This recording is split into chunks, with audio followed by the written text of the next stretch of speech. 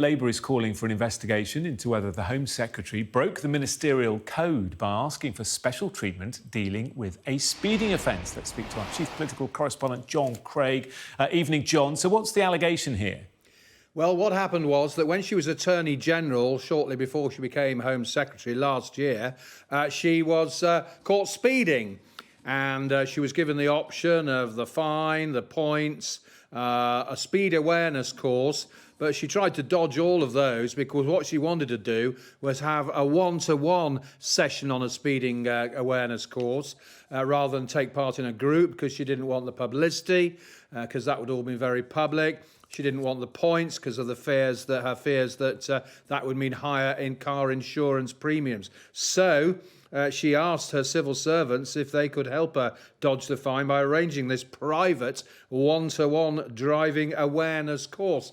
Now, the civil servants said no. They consulted the Cabinet Office, who backed their decision, and now there is an almighty row with both Labour and the Liberal Democrats saying there needs to be an inquiry by Lori Magnus. Now, he is the city tycoon, a city establishment figure, a grandee who was appointed by Rishi Sunak last December as his ethics advisor, advising on the ministerial code.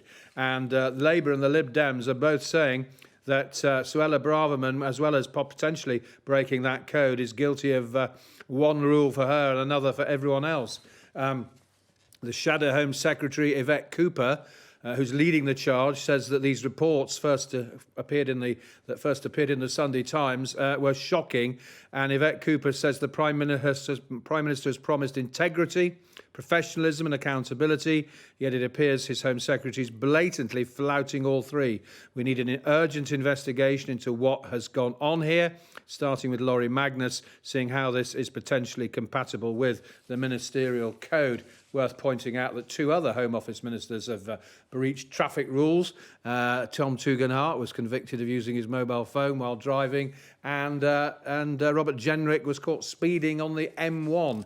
But this is potentially serious because it does look as though Suella Braverman did try and get special treatment, and the opposition parties are crying foul and demanding an investigation. And of course, she was had to quit as Home Secretary briefly last year for another breach. That was when she leaked official material to Tory MP Sir John Hayes. So more questions for the embattled Suella Braverman tonight.